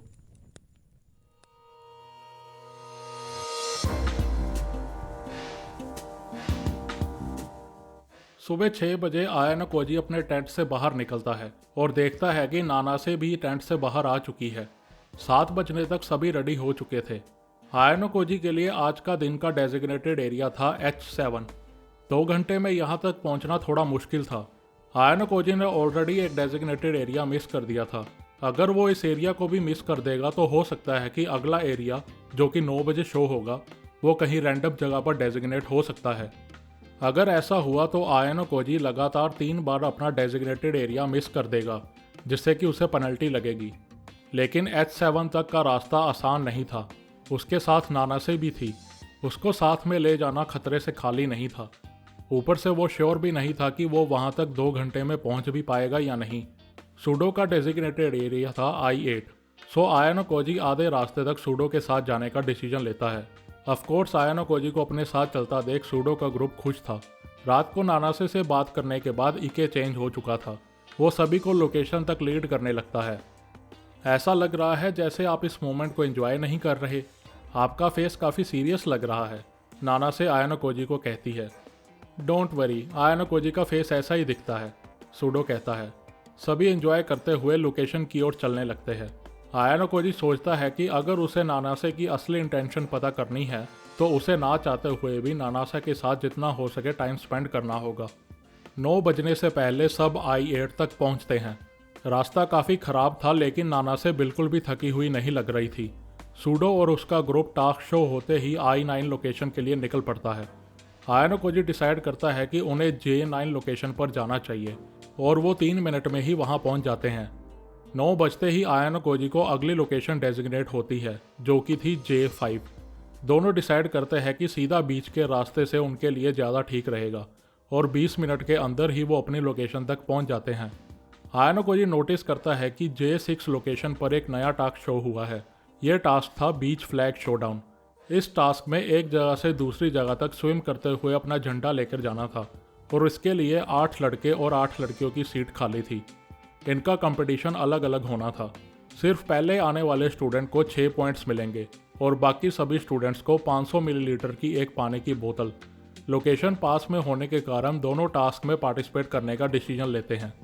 वहां पहुंचने पर आयानो कोजी देखता है कि काफ़ी स्टूडेंट्स की भीड़ लगी थी। वहां पर 3rd ईयर का स्टूडेंट किरियामा भी था।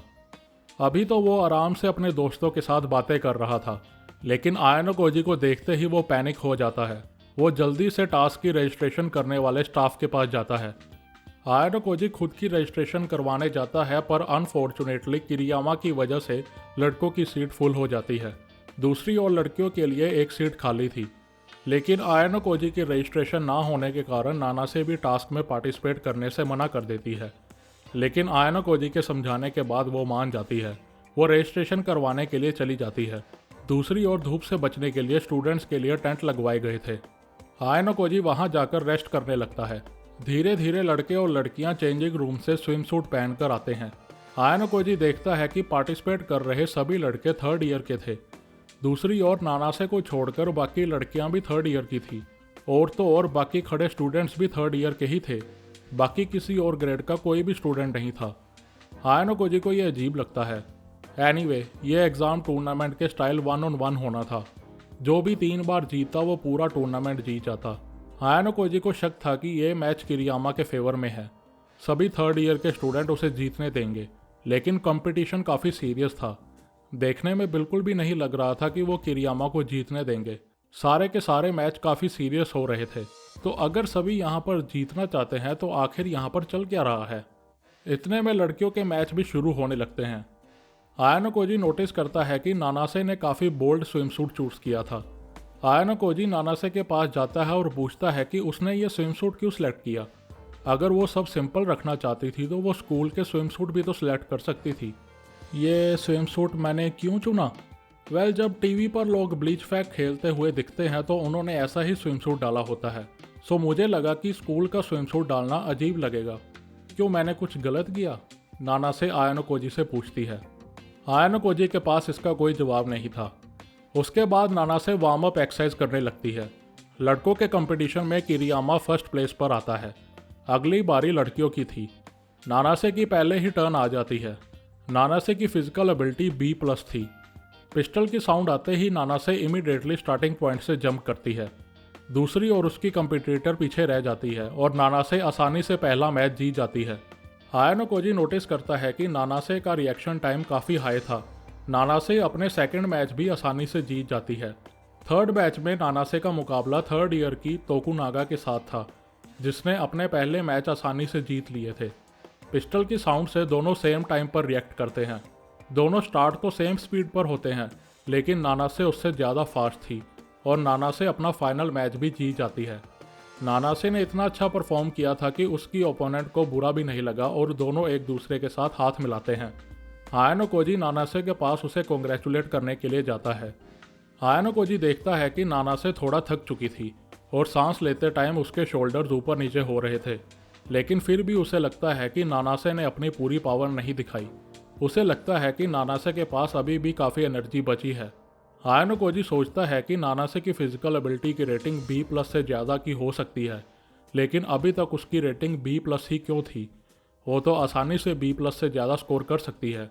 आयानो कोजी ये सब सोच ही रहा होता है कि उसे नानासे की आवाज़ सुनाई देती है। वेल, आप कब से इतनी पास से मुझे घूर रहे हैं, तो मुझे थोड़ा अजीब फील हो रहा था। ओह हाँ, सॉरी। आयानो कोजी सोचने में इतना बिजी था कि वो भूल गया कि वो नानासे के पास खड़ा था। इतने में किरियामा आयानो कोजी के पास आने लगता है। आयानो कोजी, कुछ फालतू मत बोलना, समझ गए? ये कहकर वो उसे दूसरी जगह देखने को कहता है। आयानो कोजी उस साइड देखता है तो वहाँ उसे स्टूडेंट काउंसिल प्रेसिडेंट नागुमो अपने फ्रेंड्स के साथ पानी में खेलते हुए दिखता है। नागुमो ने आयानो कोजी को नोटिस कर लिया था। वो उसे अपनी ओर आने को कहता है। आयानो कोजी नानासे को रेस्ट करने को बोलता है, जिसके बाद वो नागुमो के पास जाता है। हे आयानो कोजी, हमारे साथ स्विमिंग के लिए क्यों नहीं आते? नागुमो आयानो कोजी से पूछता है। सॉरी, मेरे पास ज़्यादा पॉइंट नहीं कि मैं स्विम सूट रेंट पर ले सकूं, आयानो कोजी जवाब देता है। नागुमो के साथ आसाहीना और दूसरे थर्ड ईयर के स्टूडेंट्स भी थे। तुम तो काफ़ी मज़े में दिख रहे हो। मुझे तो लगा था तुम जल्दी में पॉइंट स्कोर कर रहे होंगे, आयानो कोजी नागुमो से पूछता है। ना, कभी कभी आराम भी करना चाहिए। वैसे भी असली कंपटीशन तो कल से शुरू होगा। एग्ज़ाम का चौथा दिन, जब टॉप 10 और बॉटम 10 की रैंक सामने आएगी। अगर टॉप 3 में मेरे ग्रेड के अलावा कोई और घुसा तो तब मैं अपनी चाल चलूँगा। मैं फर्स्ट ईयर और सेकंड ईयर को टॉप 3 में आने नहीं दूंगा। तुम भी कोई एक्सेप्शन नहीं आयानो कोजी, नागुमो कहता है। मैं अकेले इस एग्ज़ाम को दे रहा हूँ। टॉप स्पॉट तो छोड़ो, हो सकता है कि बॉटम 5 में मेरा ही नाम हो, आयानो कोजी कहता है। इतने में कोई थर्ड ईयर की लड़की नागुमो को अपनी तरफ बुलाती है, जिसके बाद वो उसके पास चले जाता है। इतने में आसाहीना आयानो कोजी के पास आती है। मैंने सुना है तुम अकेले एग्ज़ाम दे रहे हो। वेल, शायद ये अच्छी बात है। अगर तुम नागुमो की नज़र में आ जाते तो तुम्हारे लिए मुश्किल हो जाती।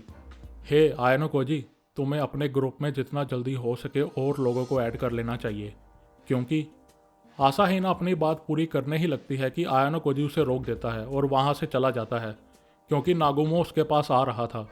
आसाहीना अपनी बात कंप्लीट नहीं कर पाती, फिर भी आयानो कोजी उसकी बात समझ आता है।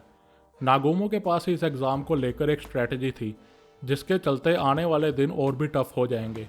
लेकिन आयानो कोजी को इस बात की फिक्र नहीं थी, क्योंकि आयानो कोजी अभी किसी के लिए भी खतरा नहीं था। आयानो कोजी के लिए अगला डेजिग्नेटेड एरिया था H5। डिस्टेंस तो काफ़ी था, पर वो शायद 1 घंटे के अंदर अंदर वहाँ तक पहुँच सकते थे। आयानो कोजी नानासे से पूछता है कि उसके पास कितना पानी बचा है। नानासे के पास अभी बस 500 मिलीलीटर की एक पानी की बोतल बची थी और आयानो कोजी का भी यही हाल था। वो दोनों पानी को जितना हो सके बचा रहे थे, लेकिन अगर उन्हें ऐसे ही दूर की लोकेशन डेजिग्नेट होती रही तो जल्दी ही उनका ये पानी भी ख़त्म हो जाएगा। हमें कहीं से पानी का इंतजाम करना होगा, नानासे आयानो कोजी से बोलती है। अगर आयानो कोजी अकेला होता तो उसके लिए ये कोई प्रॉब्लम नहीं थी, लेकिन अब वो नानासे के साथ ट्रैवल कर रहा था। अगर नानासे बीमार वगैरह पड़ जाती है तो वो एलिमिनेट हो सकती है। आपने ये एग्ज़ाम अकेले देने का क्यों सोचा? नानासे आयानो कोजी से पूछती है। मेरे ज़्यादा फ्रेंड्स नहीं हैं, इसलिए मैं ग्रुप नहीं बना पाया, आयानो कोजी जवाब देता है। मुझे नहीं लगता आप सच बोल रहे हो। आप कम से कम एक स्टूडेंट को तो ढूंढ ही सकते थे, नानासे कहती है। तुम्हें मेरी सिचुएशन से इतनी प्रॉब्लम क्यों है? आयानो कोजी पूछता है। हाँ, मुझे प्रॉब्लम है। अकेले इस एग्ज़ाम को देने में 100 रिस्क हैं। जब आप होजन के साथ फाइट कर रहे थे तो आपकी मूवमेंट किसी हाई स्कूल स्टूडेंट जैसी तो नहीं लग रही थी। तुम ऐसे बोल तो रही हो, पर तुम भी कौन सा कोई नॉर्मल हाई स्कूल स्टूडेंट हो। आयानो कोजी का ये जवाब सुनकर नानासे थोड़ा चौंक जाती है और फेक स्माइल करने लगती है। वेल, नानासे, ऐसा नहीं है कि मैं जीत नहीं सकता। ऐसा भी तो हो सकता है कि मुझे कोई ऐसा ग्रुप मिल जाए जिसके पास ज़्यादा पॉइंट्स ना हो। वेल, छोड़ो, मैं ऐसे ही जनरली बात कर रहा था। तुम्हें यह पॉसिबिलिटी भी सोच कर रखनी चाहिए कि शायद मुझे सही में कोई मिला ही नहीं जिसके साथ मैं ग्रुप बना सकूं। ये सुनकर नानासे हंसती है और पूछती है कि क्या वो शुरू से ही ऐसा है। आयानो कोजी पूछता है कि क्या उसके जैसी पर्सनालिटी वाले शुरू से ही ऐसे नहीं होते, तो जवाब में नानासे कहती है कि ऐसा ज़रूरी नहीं। कभी कभी ऐसा भी होता है कि चुपचाप रहने वाले आदमी अचानक से चीयरफुल घुलने मिलने वाले बन जाते हैं, और कभी कभी चीयरफुल पर्सन बाद में चुपचाप रहने वाले बन जाते हैं। ना, मेरे लिए ये करना इम्पॉसिबल है। तुम अपने बारे में बताओ नानासे, क्या तुम्हारा नेचर चेंज हुआ है? नानासे थोड़ी देर चुप रहती है। शायद थोड़ा सा, नानासे जवाब देती है। वो कहती है कि पहले वो शायद थोड़ा ज़्यादा स्माइल करती थी, अब वो लोगों से कम बात करती है और फ्रेंड्स के साथ भी कम टाइम बिताती है। मेरे साथ कुछ ऐसा हुआ था जिसने मुझे बिल्कुल ही चेंज कर दिया, नानासे आयानो कोजी को बताती है। आयानो कोजी पूछना चाहता था कि ऐसा क्या हुआ उसके साथ, लेकिन वो चुप कर जाता है। उसे लगता है कि नानासे की इंटेंशन यही थी कि वो इस टॉपिक के बारे में उससे पूछे। नानासे आयानो कोजी के बोलने का वेट करती है, लेकिन आयानो कोजी टॉपिक को चेंज कर देता है, जिसके बाद दोनों इधर उधर की बातें करने लगते हैं। दोपहर के 2 बजे तक दोनों अपने एरिया H5 तक पहुंच जाते हैं। आयानो कोजी अब कोई टास्क करना चाहता था। नाना से, क्या तुम चल सकती हो? नाना से अभी बैठकर पानी पी रही थी। उसकी कंडीशन देखकर लग रहा था कि वो थक चुकी है। नाना से, तुम्हें अब रेस्ट करनी चाहिए। यह सुनकर नाना से कुछ कहने ही वाली होती है कि आयानो कोजी उसे रोक देता है। वो कहता है कि अगर उसे नाना से कोई प्रॉब्लम होती तो वो उसे सीधा ही कह देता, और वैसे भी वो उसे बिना बताए अचानक से गायब नहीं हो जाएगा, और अगर वो ऐसे ही उसके पीछे पीछे बिना अपना ख्याल रखे चलती रही तो बाद में उसके लिए ही प्रॉब्लम होगी। इसलिए वो डिसाइड करता है कि वो अकेला टास्क करेगा और नाना से यहाँ बैठकर रेस्ट करेगी। आयानो कोजी भागकर अगले टास्क की लोकेशन पर जाता है। ये टास्क था history test. First place winner को 5 पॉइंट्स मिलने थे। इसके साथ साथ कुछ फूड आइटम्स भी रिवॉर्ड में मिलनी थी। आयानो कोजी जल्दी से खुद को रजिस्टर कर लेता है। इतने में भागता हुआ हाशिमोतो का ग्रुप भी वहां आ जाता है। कोई और बाकी की सीट ना ले ले, इसलिए हाशिमोतो अपना और कामुरो का नाम रजिस्टर करवा देता है। हाशिमोतो का ग्रुप भागने की वजह से थक चुका था। हाशिमोतो आयानो कोजी से कैजुअल बातें करने लगता है। वो उसे कहता है कि उसमें काफ़ी गट्स हैं कि वो अकेला ही इस एग्ज़ाम को दे रहा है। वो उससे पॉइंट्स के बारे में पूछता है। आयानो कोजी कहता है कि हो सकता है वो बॉटम 10 में हो। ये सुनकर हाशिमोतो कहता है कि वो मजाक ना करे। अगर तुम्हें भरोसा नहीं होता कि तुम ये एग्ज़ाम जीत सकते हो तो तुम इस एग्ज़ाम को कभी भी अकेले नहीं देते। वेल, जो भी है, शुक्र है कि यह मैथ एग्ज़ाम नहीं है, वरना हमारे जीतने के चांस 0 होते, हाशिमोतो कहता है। इतने में एग्ज़ाम शुरू होने लगता है। इस एग्ज़ाम में हिस्ट्री के क्वेश्चंस आने थे, वो भी सेम मल्टीपल चॉइस वाले। आयानो कोजी हिस्ट्री में ना ज़्यादा बुरा था और ना ही अच्छा। असल में वाइट रूम में हिस्ट्री को इतनी प्रायोरिटी नहीं दी जाती थी, लेकिन फिर भी आयानो कोजी 100 मार्क्स लेकर फर्स्ट प्लेस पर आ जाता है। सेकंड प्लेस पर थर्ड ईयर का ग्रुप और थर्ड प्लेस पर हाशिमोतो का। अपने रिवॉर्ड्स लेने के बाद आयानो कोजी अगली लोकेशन के लिए जाने लगता है, लेकिन हाशिमोतो उसे रोक देता है। शायद तुम हिस्ट्री में भी अच्छे हो। हाँ आयानो कोजी। ना, मैं बस थोड़ा लक्की हूँ और कुछ नहीं, आयानो कोजी जवाब देता है। हाशिमोतो उससे अगले टास्क के बारे में पूछता है कि वो कौन सा टास्क करेगा। आयानो कोजी कहता है कि वो केमिस्ट्री के टेस्ट की ओर जाने वाला है। हाशिमोतो का ग्रुप भी वही टास्क करने की सोच रहा था, लेकिन अब आयानो कोजी वहाँ जा रहा था तो उसने सोचा कि अब उस टास्क के पास जाने का कोई फ़ायदा नहीं, जिसके बाद हाशिमोतो का ग्रुप वहाँ से चला जाता है। उसके बाद आयानो कोजी केमिस्ट्री टेस्ट में भी फर्स्ट प्लेस ले आता है। आयानो कोजी ने अब तक टोटल 48 पॉइंट स्कोर कर लिए थे। इसके बाद आयानो कोजी नानासे के पास आता है। नानासे अब रेस्ट करने के बाद पूरी तरह से रिकवर हो चुकी थी। आयानो कोजी का लास्ट डेजिग्नेटेड एरिया था I4। दोनों उस लोकेशन की ओर चलने लगते हैं। रास्ते में नानासे आयानो कोजी से पूछती है कि वो पानी की सिचुएशन का क्या करने वाले हैं। किसी टास्क से वो पानी या एज ए रिवॉर्ड ले सकते हैं, लेकिन ऐसा टास्क उनकी पास की लोकेशन पर नज़र आए ये थोड़ा मुश्किल होगा। ऊपर से ऐसे टास्क के लिए कंपटीशन भी काफ़ी स्ट्रॉन्ग होगा। आपके पास कोई आइडिया है, राइट? नानासे आयानो कोजी से पूछती है। तुम्हें ऐसा क्यों लगता है? क्योंकि आप पानी को लेकर टेंशन में नहीं? शायद इसलिए कि मैं सोच रहा हूँ कि हम गुजारा कर लेंगे, और बाय लक शायद कोई ऐसा टास्क हमें शो हो जाए जहाँ पर पानी रिवॉर्ड में मिलता हो, आयानो कोजी कहता है। वेल, ये तो थोड़ी सी प्रॉब्लम हो जाएगी फिर। नानासे आयानो कोजी का जवाब सुनकर थोड़ी टेंशन में आ जाती है। वेल, मेरा ओरिजिनल प्लान था कि इमरजेंसी की सिचुएशन में मैं स्टार्टिंग पॉइंट पर वापस चला जाऊंगा। यह सुनकर नानासे कहती है कि यह तो काफ़ी मुश्किल होगा। अगर हम अभी स्टार्टिंग पॉइंट के लिए निकले तो हमें घंटों लग सकते हैं। पानी ज़रूरी है, आई नो, पर अगर हम आपके इस प्लान के साथ जाएं तो हमारा इंजर्ड होने के चांसेस ज़्यादा हैं। इसके बावजूद आप कहना चाहते हैं कि आपके पास यही एक स्ट्रेटजी थी? नानासे आयानो कोजी से पूछती है। आयानो कोजी कुछ नहीं कहता और चलता रहता है। नानासे नोटिस करती है कि वो अपनी लोकेशन से भटक गए हैं। उन्हें I4 जाना था, लेकिन वो अभी H4 की ओर जाने लगे थे। टेंशन मत लो, मैं अभी I4 जाने की नहीं सोच रहा, आयानो कोजी कहता है। आयानो कोजी चुपचाप चलता रहता है और उसके पीछे पीछे नानासे। थोड़ी देर बाद आयानो कोजी को एक टीचर दिखता है, जो कि एक टास्क के लिए टेबल टेंट वगैरह सेट कर रहा था। आयानो कोजी ने सक्सेसफुली प्रिडिक्ट कर लिया था कि यहाँ पर एक टास्क ओपन होगा। आयानो कोजी को देखकर वो टीचर थोड़ा सरप्राइज तो होता है, लेकिन वो जल्दी ही आयानो कोजी और नानासे की रजिस्ट्रेशन करने लगता है। पता चलता है कि इस टास्क की लोकेशन में जो सबसे पहले आया उसे 2 लीटर की एक पानी की बोतल और 3 पॉइंट मिलेंगे, और जो सेकंड प्लेस पर आया उसे 1.5 लीटर की पानी की बोतल और 2 पॉइंट मिलेंगे। लक भी एक तरह की एबिलिटी है, समझे? टीचर दोनों को कहता है। पानी मिलने से नानासे एकदम से खुश हो जाती है, जिसके बाद दोनों फिर से चलने लगते हैं। अपनी लोकेशन तक पहुंचने के बाद दोनों को मैप में कोई भी टास्क नज़र नहीं आता, सो दोनों अब कैंप लगाने के लिए कोई अच्छी सी जगह ढूंढने लगते हैं। दोनों एक नदी के पास कैंप लगाने ही वाले होते हैं कि पीछे से इके की आवाज़ आती है। पता चलता है कि सूडो के ग्रुप का आखिरी डेजिग्नेटेड लोकेशन भी I4 ही था, सो सभी एक साथ कैंप लगाने का डिसीजन लेते हैं। सभी अपने अपने काम में लग जाते हैं।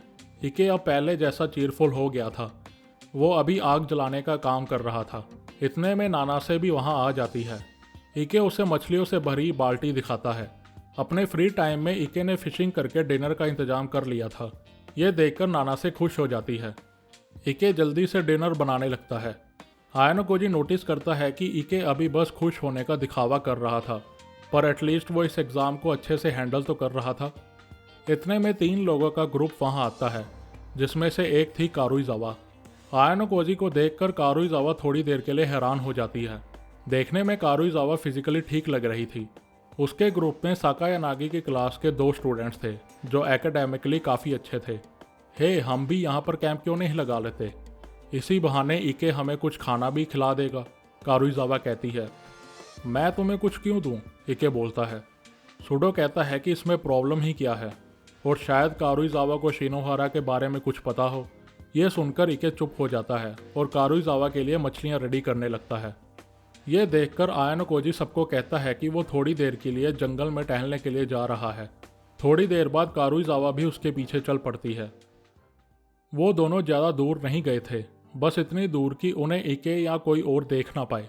दोनों एक बड़े से पेड़ के पास बैठ जाते हैं। तुम्हारा ग्रुप तो काफ़ी अच्छा चल रहा है, आयानोकोजी कारुइजावा से पूछता है। अभी तक उसके ग्रुप ने 37 पॉइंट स्कोर कर लिए थे। अभी के लिए एटलीस्ट वो बॉटम रैंक पर तो नहीं होंगे। आई जस्ट विश कि ये एग्ज़ाम जल्दी से ख़त्म हो जाए। मुझे बिलीव नहीं हो रहा कि अभी भी 11 दिन बचे हैं, कारुइजावा कहती है। बाय द वे, इन 3 दिनों में कुछ चेंज हुआ है? आयानोकोजी कारुइजावा से पूछता है।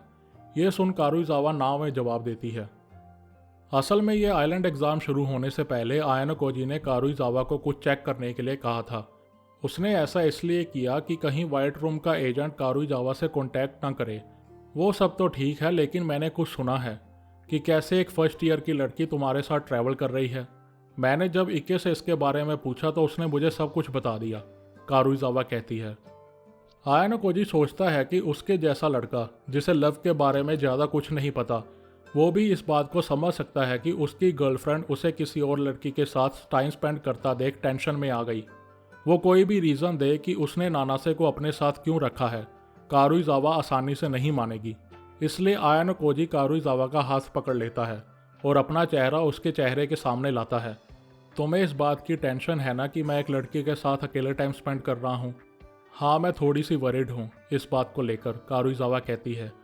मैं उसके साथ इसलिए काम कर रहा हूँ क्योंकि मेरे पास और कोई चॉइस नहीं। मुझे साइलेंट एग्ज़ाम में अभी उसकी ज़रूरत है और उसके लिए मेरे अंदर कोई फीलिंग्स नहीं। कुछ नहीं चल रहा हमारे बीच में, आयानोकोजी कारुइजावा को समझाता है। आई बिलीव यू, लेकिन जब मैंने सुना कि तुम उस लड़के के साथ इतने दिनों से अकेले हो, मुझे बस अच्छा नहीं लगा। आयानोकोजी समझ गया कि वो जितना मर्जी रीज़न दे दे, उसे समझाना अभी मुश्किल होगा। इसलिए आयानोकोजी कारुइजावा को किस कर लेता है। उनके होंठ ज़्यादा से ज़्यादा 1 सेकंड के लिए टच हुए होंगे। आयानोकोजी ने पहली बार किसी को किस किया था। कारुइजावा बस हक्की बक्की रह जाती है। वो बस आयानोकोजी को देखती रहती है। आयानोकोजी इस मूवमेंट को थोड़ा और एंजॉय करना चाहता था, लेकिन अभी स्पेशल एग्ज़ाम चल रहा था। हो सकता था कि कोई और स्टूडेंट आकर उन्हें देख लेता। ट्रस्ट मी, और मेरा वेट करो, ठीक है? आयानोकोजी कारुइजावा से कहता है। जब वो इस बात को सुनती है तो वो बस एक गुड़िया की तरह अपना सर ऊपर नीचे करने लगती है। आयानोकोजी ने ऐसा इसलिए किया था ताकि वो नानासे की बात को भूल जाए। इसके बाद आयानोकोजी कारुइजावा को कैंप की तरफ भेज देता है और थोड़ी देर के बाद वो खुद भी कैंप की ओर जाने लगता है।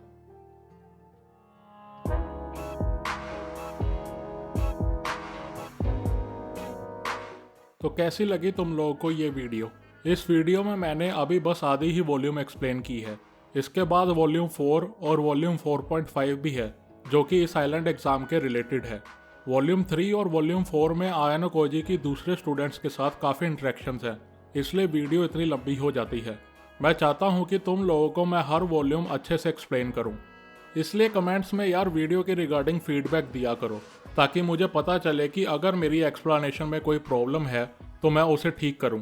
और अगर तुम लोगों को किसी और एनिमे या लाइट नॉवल की एक्सप्लेनेशन चाहिए तो मुझे कमेंट करके बताओ। बाकी वीडियो अच्छी लगी हो तो लाइक और शेयर करो। मैं ट्राई करूंगा बाकी की वीडियोस जल्दी लाने की। अभी के लिए बाय, थैंक यू।